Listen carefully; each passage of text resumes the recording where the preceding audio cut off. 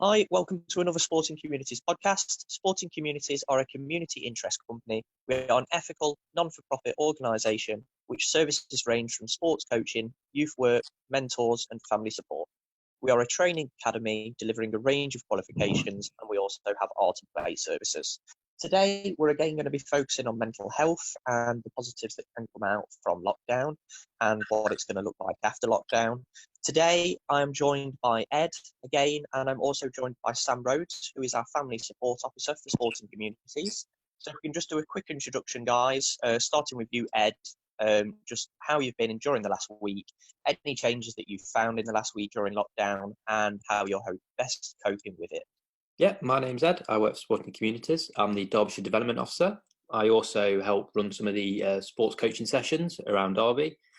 I've got a passion for health and fitness, like going to the gym, playing sports, like football, badminton. I'm a badminton coach as well. I like to stay fit and healthy, seeing family and friends, going out, having a good time and chilling out as well when I've got a bit of spare time to do that. I've been finding lockdown the last week better than before. Obviously, we're allowed to go out for as long as we want now to exercise. So I've been taking advantage of that more and more, getting out of the house more and more. Obviously, the weather's been nice, so been enjoying that as well. It's becoming sort of weirdly normal at the minute now. So I'm not kind of liking that change where, I was speaking to someone yesterday and we said that we struggled to remember what it was really like, that kind of social interaction, playing sports and at the gym before lockdown. And it was really weird thinking about it, how fast time's gone since the start of lockdown. But yeah, just waiting for the next report from the government and just seeing how the numbers are going. So keeping an eye on that. Obviously taking my own decisions and being safe and still staying indoors as much as possible and being wary of that. Obviously, it's Mental Health Awareness Week, so I think we're going to touch on that later in the podcast. So, yeah, that's me. Yeah, fab. I think it's a good point that you've just raised there, actually, about getting out of routines. I believe it takes 4 weeks to build a routine. So, in theory, we're all now in a routine of staying at home. So, it's likely to take another 4 weeks once we get out of lockdown and we're leaving the house and actually going back to normal jobs and everything like that, that it starts to feel normal again. So I think it's a good point just to raise that at the start, just to say, look, it's not going to feel normal straight away, but it will become more normal the more you do it. Yeah. So just stick with it. It won't feel completely normal when you first get back into the routines, but it will become normal once you're doing it. And Sam, if you want to just do a quick introduction for yourself. Yes, hi, I'm Sam. Like you say, I'm the Family Support Officer for Sporting Communities, and I also help with mentoring teenagers in local communities.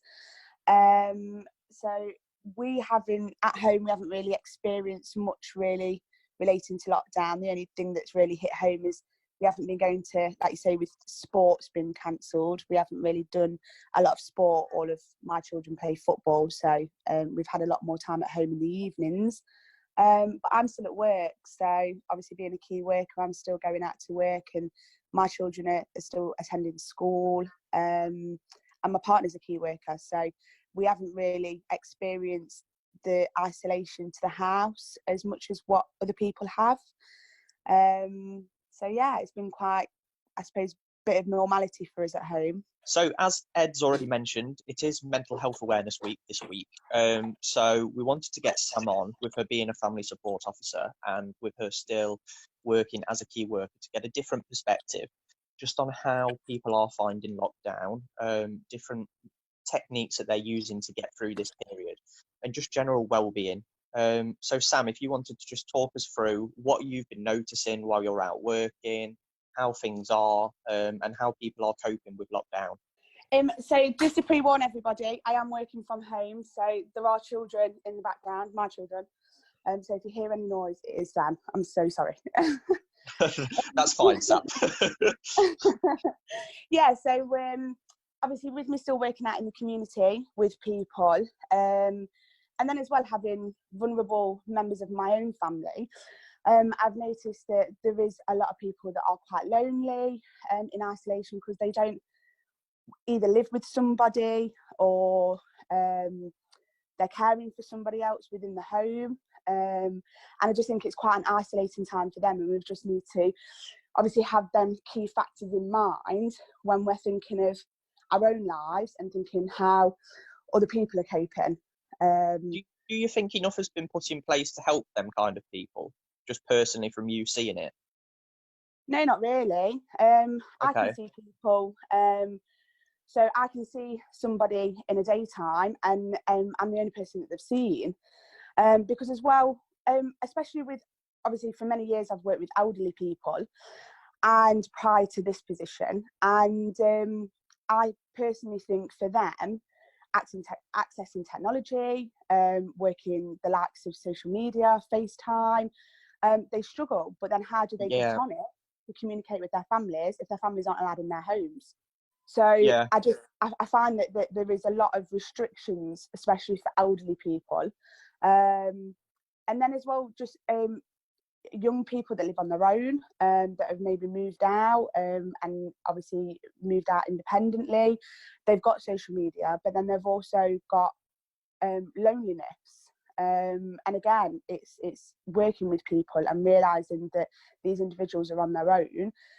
And yes, they may be able to access certain things over the internet where they can communicate with people. But then there is that no socialisation actually with people, especially if they're vulnerable, because obviously they're more inclined to stay in because that's what they've been advised to do. So they're not even leaving the homes because they have either food parcels delivered or home delivery. So they have no social interaction with the outside world. Yeah, I know my nan, just linking to the elderly topic, she lives by herself because unfortunately my granddad passed away a few years ago. And she actually lives in Doncaster, so a long way away from any of us. And she has literally not left her house now for over 2 months. From when they first said that anyone over 70 shouldn't be leaving their house, she hasn't left her house. So people are bringing food to her and leaving it outside her door. And she hasn't actually had interaction with another person physically for over 2 months now, which, I mean, I can't even imagine how hard that must be. It's really we've all tried sad, to make sure. Yeah, especially for elderly people. They get into a routine where they go town, they're going on the bus, with free transport, and they're accessing so many things out in the community, whether it's just seeing their friends, going to bingo. And I just think for all that to be taken away from them, I think it's a lot harder for them than it is probably for families that are isolating together. Yeah, definitely. How do you think it'll be when we come out of lockdown for these people? Do you think they'll be able to adjust back into as normal as society is going to be, or do you think it's going to be tough for them? Obviously, I have been working with a family, and I've still kept up communication during the lockdown period, and the sort of information that I've given to them, because they're a bit wary and a bit worried, because obviously the young person that I've been working with, they've not even been able to take their exams, so leaving school. So obviously that's a really stressful time for that young person, but also for a family, because they're now worrying when they do come out of lockdown, what happens moving forward, what sort of education we should be going into, and what will happen with obviously courses and so on. So the only information that I've really given, and what I could give to everybody, is that we've just got to make sure that there's some sort of routine that's still being kept, especially with children. I believe that you shouldn't push them with education. I know that there's a lot of education, there's a lot of work that's being sent home from schools, and the schools have been really supportive in such a, obviously a bad situation. But then if you're not forcing the education, it's a good idea just to at least keep some sort of routine. So obviously children are only ever growing up to knowing bedtime, lunchtime, breakfast time, school times, home time. So if that all goes out the window and then we come out of isolation and then we're trying to put that back onto them, well, actually we've got this routine. It's now breakfast time, school time, lunchtime, home time. I think it will be hard for them. Yeah, it's taken years to build that routine. So for it to suddenly go and then try to rebuild it back up is going to be really hard unless you maintain it, I suppose. Well, yeah, realistically, you're building children up to work into that routine, because when you obviously even leave school and you leave college and further education, you go into a routine of work. So obviously your routine roughly is always going to be the same. So I do believe that routine is key. I think with older children, so teenagers, especially with the anxiety and the stress that they're not maybe completing exams, GCSEs, A-levels, leaving school before they've even took their exams, wondering, obviously they're in a hole now where it's a lot of wonder and worry and anxiety of, well, what if, will I get to do them again? Will I have a grade? Will I go on to further education? I think there's two keys I think that are important. Is one, making sure that parents, under supervision and obviously giving them some space at the same time, allowing them to access social media a little bit more with their friends, on group chats and having FaceTime, within proportion, obviously. I just think that that's a big key factor, keeping that communication up with their outside world still, that their normality to life is, so being with their friends from school. And but then another one is to obviously make sure they're okay, speak to them, tell them that they can discuss anything with them at any time, support them. So yeah, I think that's key as well, just making sure that you speak to them regularly. Yeah, I couldn't agree more. So yeah, I agree. I think I saw a news article yesterday about someone's son not getting up till 1 o'clock now, and what can she do? And Yeah, I saw that article actually. yeah, it's interesting.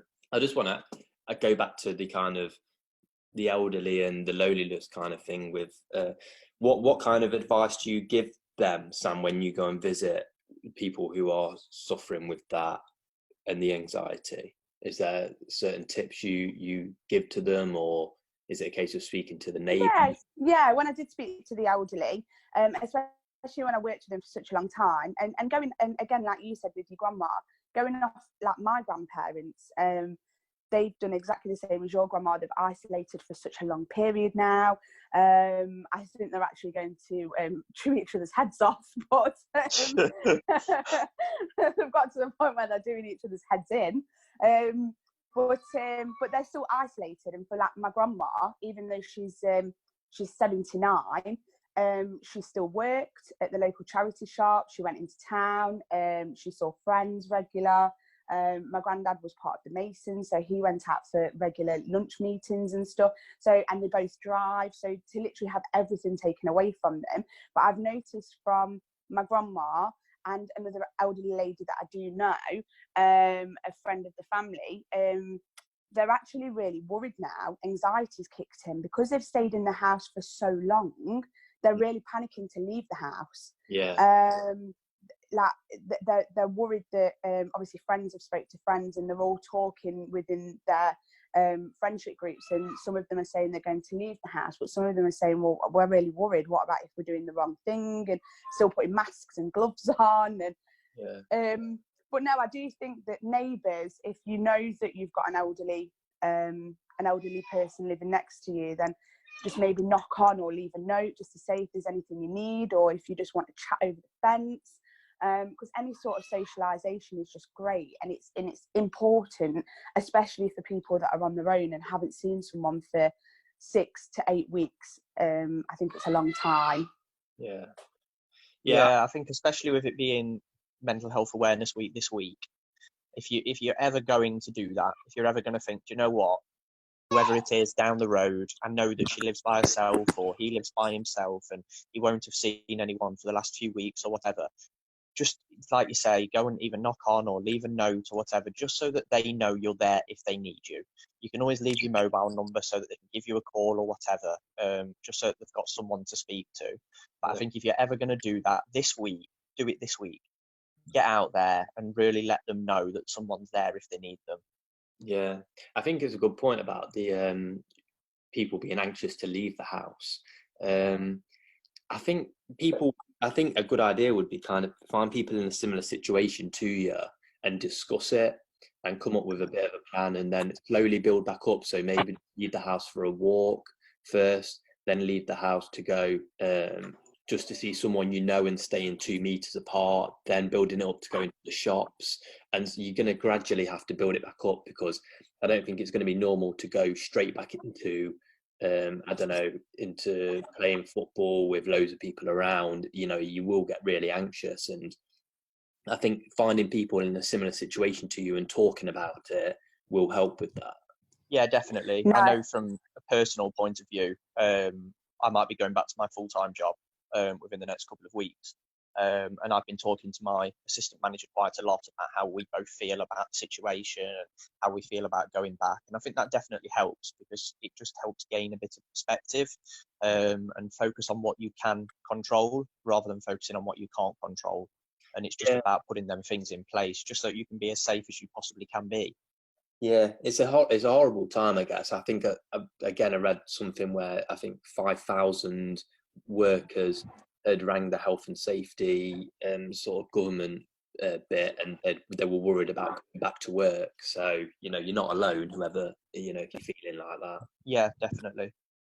I think as well, making sure that you're ready to go back to work, not forcing yourself to get into a situation where a person's not going to cope either. So definitely reflecting on the up and coming months and reflecting on what's gone on so far, but then also making sure that you get all the information that you feel is needed by yourself to make you feel that a little bit calmer about a situation, especially returning back to work or sending your children back to school, because I know that's obviously on the cards as well. With certain groups. And I just think making sure that that you definitely look into everything and research what you want to research, or like you say, getting in touch with certain areas just to discuss them situations, because once you've gone back, it might be too much, or might be a little bit difficult, but everyone's in the same boat, so people need to obviously be aware that everyone's feeling like this. You're not on your own. So yeah, I think that's also important. Just touching on that point, with regards to going back to school, potentially from the 1st of June, obviously your kids are still at school because you're a key worker. How do you feel about other kids going back now and trying to reintegrate, Sam? Do you think that's a good thing that they're trying to get kids back? I think it is a good thing. I think it's important, especially for the younger ones, because for children that have only just started school this year, having a child myself that's only just started school this year, see, he's losing. If he'd been off all this time, he would have lost touch with the routine of school and the socialisation, and especially for a child that's always attended nursery and now obviously getting into a routine of knowing how school works. So I think it would have been a lot for him, but like I say, fortunately he has still been attending school. But then going off the information that I've received as a parent, our school's been really supportive. So it's a point of children that are going into the school. Nothing's been actually finalised yet, but going off some of the information that's been sent out, it might be a point of keeping the children that are going to come into the school separate to the children that are already attending school. So you can have the option of keeping your child as a key child, like key worker child, or maybe sending them into their year groups, whether it be reception year 1 and year 6, which I think is quite reassuring for parents that haven't sent their children to school yet, because I think at least they have reassurance of actually the children that will now be going into school will probably be separated from them key worker children that have been going to school for the past 8 weeks. So I think that's a little bit reassuring for parents if that is how they're going to do it moving forward, keep them separated. And I do know that it's not going to be full-time school either. Going off the information that we've been given, I don't think it's going to be full-time school, shall I say.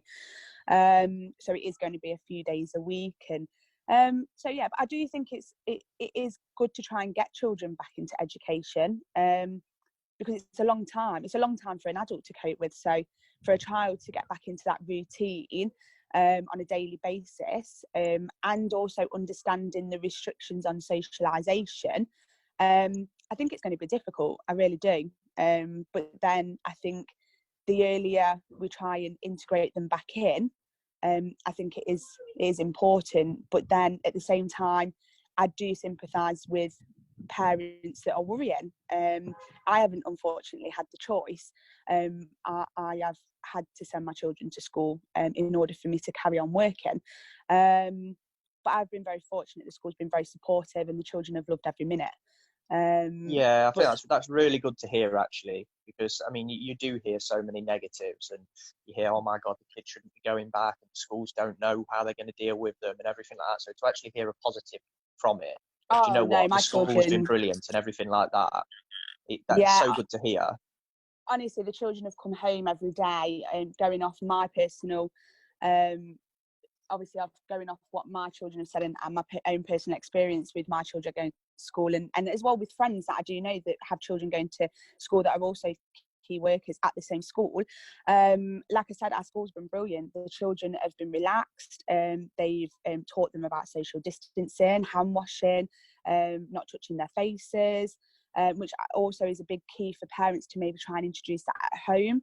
And then and like I say, they've come home and they've had fun every day. The curriculum hasn't been forced on them or pushed on them. They've done learning as well as having fun time. Like going off, obviously my two children, they've both learned how to ride their bikes, so without stabilizers, so it's all fun times. Oh wow.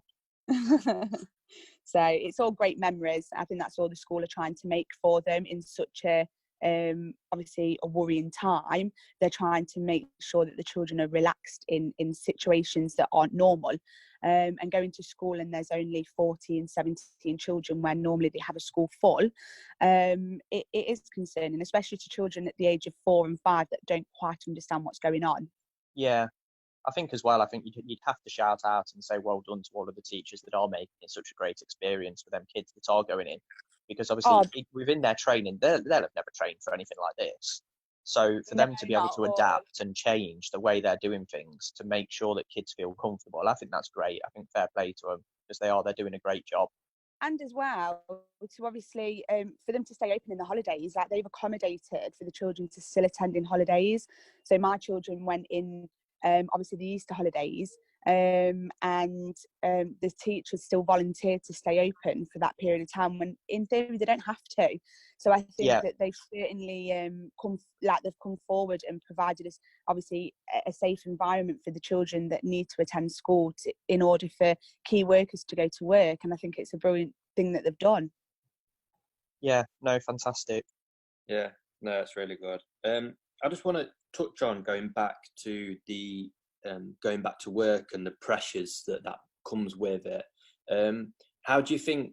Obviously, you know, everything's changing constantly. How do you think people are dealing with the pressures of going back to work and with the kids going back to school if people necessarily feeling like they're not ready, they don't feel safe, but everyone's looking at everyone else, seeing what everyone else is doing, seeing how they're going to be viewed. People obviously worried about losing their jobs if they're not willing to go back, if someone else who is willing might take their job. How do you think that's playing on their mental health? You know, with, you know, obviously we're looking to the government to see, and they're saying one thing, but I know that people aren't 100% confident in what they're saying. How do you think that's playing on people's mental health, and do you have any advice for them people? I think it's just doing what they think's best. Don't look upon other people and see what they're doing. At the end of the day, they're a parent, and they don't need to think, oh well, they're doing this and they're doing this, but I don't want to, and then they're worried and getting themselves worked up about a situation. At the end of the day, they have the rights to make that decision for themselves as parents, and if they're not comfortable with sending their children back, or they don't think that it's the right time, that's a decision that they are allowed to make. And I just think that they need to know that. I think that any decision that any parent makes is the right decision for them. And like you say, no one plans for what we've had going on at the moment. No one plans for what the future holds. No one knows what's going to happen. There's so many decisions to make, and I think parents, it's a difficult situation being a parent anyway. You're constantly questioning yourself whether you're doing the right thing or the wrong thing, making the right decisions or not. At the end of the day, you're bringing up a little human. But then at the same time, I think that a parent's choice is the right choice. And I think that's what they need to remember, and not to worry and get themselves stressed out or have anxiety over the situation, because like I say, their decision's the right decision. I do think that, like I said before, keeping routine, maybe introducing some sort of education if they haven't already done so, or if, I'm not saying stick to a religious routine of Monday to Friday, 9 till 3, but maybe just introducing some education. I know that schools are sending a lot of stuff home for them to access, which is always great. But yeah, so if they don't go back to school, then just keeping some routine so ready, hopefully, that they'll be going back to school in September and they'll still have some sort of normality and routine, that it's not going to like be a shock to their system. Work-wise, going off personal experience, like I said before, I think I've got a very good friend that did actually return back to work. But due to the situation, she actually moved out the home to keep her family safe, because it actually worried her that much, and she got herself that worked up, that leaving the home was, it seems so easy when she said it at the beginning to return back to work, but then actually doing it and putting it into practice and moving away from her own children and her partner was actually a really difficult situation. And for her own mental health and emotional and physical, obviously all the emotions that were going on at the time, and physically it was getting her down. She has actually now had more time off work because that was the best thing for her. So like I said, just making sure that everything's good to go and making sure it's the right decision for you. And if you're worried, then discuss it with your managers, HR, discuss them situations, because things can be put in place, and they completely, a lot of companies, I think they are understanding that people are worried and concerned about this situation of returning back to work and whether it's going to be a safe environment. So if that discussion is made, I think that a lot of people will either be reassured, or things can be put in place to maybe give them more time off or help them integrate back into work at a slow process. So yeah, but like I said, going off of personal experience, they did go back to work and they thought everything was going to be okay. And in actual fact, it was really difficult emotionally and physically and mentally to be away from a family. I think, like you just mentioned, I think the point is that nothing should come before your own health and self-care. So no, that's a really good point, actually. Yeah, I think just being mindful of, like you say, of yourself and also your family. Everything comes first. Again, as heartbreaking it can be sometimes, like I say, going off my own experience again, obviously my son's not been home for 8 weeks now, and truly it's broken my heart. But then I know that he's safe, he's in a safe environment, he's with a good family, and these are all the things that we have to put into perspective, because if they were at home, like if my son was at home, I'd be worrying constantly, I'd be causing myself stress and anxiety over the situation. And to follow government guidelines, obviously you have to put things in to make sure people are safe. And I think that's what people need to do, moving into the next stages of integrating the young ones in the year sixes back into school or integrating back into work. You've just got to keep that communication going and just making sure that you make your feelings well known. And obviously if there's changes and things that can be put in place by companies, school, employees, then obviously them changes might happen. But obviously the key factor is also communication, just making sure that you voice your opinions on situations, and I think that might help as well. Yeah, definitely. If you are worried, speak to someone. Even if you think you already know the answer, speak to someone, because the answer you get might be completely different to the answer you think you're going to get. Yeah, and do your research as well. I know we spoke about it the other day, Sam. Like, there's so many support.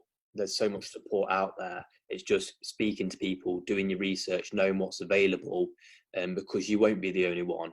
If you are struggling or thinking in two minds about going back to work or sending your kid back to school, you definitely won't be the only one thinking it, and there will be support out there. So definitely do your research. It won't be a case of, if you don't want to go back to work, you're going to lose your job and everything. You've got to do what's best for you. And exactly, that's a key point. Like I said, going off a personal experience with a good friend of mine, they did worry. They worried more about losing their job and worried more about not being a reliable member of staff, and return back to work, even though it wasn't actually in that person's best interest mentally. But But then at the same time as well, when you say another key point that I'd like to mention, obviously the communication, whichever way you want to look at it, we found it really useful. But I know that a parent from our school has actually done like a opened communication by putting together a WhatsApp group, so that all the parents out of that year can actually communicate, whether it be about schoolwork, whether it's the return of children going back to school, just so that people can reassure one another. It might be a negative to some people because, like you said, you don't want to be listening to other people's opinions, and making that, and another person's opinion making you feel awful on your own decision. However, it's always a good place to maybe go into and think, oh, actually, I could just ask them about this, or ask their opinion, or read what they've written. So yeah, that's another way to communicate, and it's something that's actually really helped a lot of parents from our school. Great stuff. Thank you for that. So this week, again, to end, we're just going to do a quick tip of the week each and a quick joke of the week, which we'll do it right at the end. So tips for the week. Mine for this week is just to make sure that we're focusing on what we can control rather than what we can't control. So if you're struggling with that, write it down on a piece of paper, put things you can control in one box and things you can't control on the outside, and only focus on the stuff on the inside. So anything that's on the outside, try not to worry about it too much, because at the end of the day, if you can't control it, you're not going to be able to change it. So yeah, that's my tip of this week. Ed, coming to you for yours. Cool. Mine would be to maybe send someone a message that you wouldn't normally ever, regularly contact, or someone that you've been meaning to contact for a while but haven't had time to, just drop them a message, check in, see how they are, and maybe have a conversation with them, give them a call.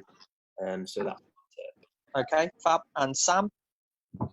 Obviously, going off everything that we've discussed today, I think just being aware of who your neighbours are, just a bit of neighbourhood loving, just obviously checking in if there are neighbours to you that are elderly or someone that's on their own, they're isolated, maybe just drop them a note through the letterbox, just to make them aware that you are there, especially if you're a person that goes out regular and you know that your neighbours can't or don't, for whatever reason.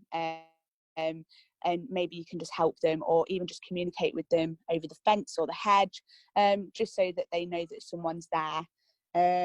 So yeah, just making sure that communication's kept with your neighbours. Yeah, fantastic. Right, so to end again, we'll do our quick joke of the week, just to end on a light-hearted note. So I've got a good one for you both this week.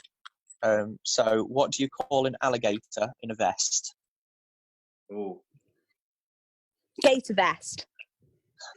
An investigator. Oh, yeah.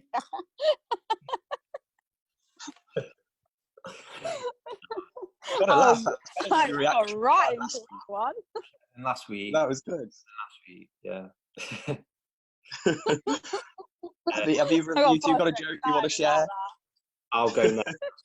I'll save Sam till last. I reckon she's got some good ones in the locker. I'll go. Yeah, go on then. Why did the kid on the playground? I don't know. Get to the other slide. Oh, that's terrible. I don't think I've even got a joke. Did you say you've got another one? Who? No, I haven't got one.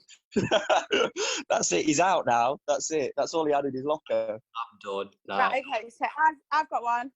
Well then. Why do cows wear bells? I don't know. Because their horns don't work. I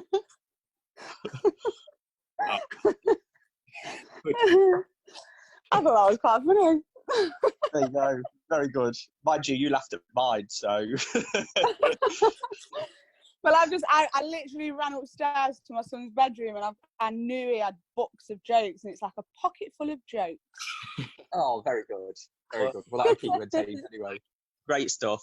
I just want to quickly mention as well at the end that we are still online on Facebook and Instagram chat. So if any young people are out there and want to come on and have a chat with us, the times that we're going to be on are detailed on the pages, and what coaches are going to be on to have chats at certain times. So if you feel like you want to come on and just have a quick discussion about it, can be about absolutely anything, just come on, have a chat, and you'll get an instant reply. If you can't make it on the times listed, if you want to just leave a comment or anything like that in any of the comment boxes, and we'll get back to you as soon as we can. So we are out there for you if you need it. And on that note, I'd like to just say thank you for listening again. Thank you very much, Sam, for coming on to join us this week. It's been great to get your insight into everything that's going on. So thank you for that. Well, thank you for having me. No, not a problem at all. And stay safe, everyone. And I'm sure we will speak to you again soon. Guys. Bye.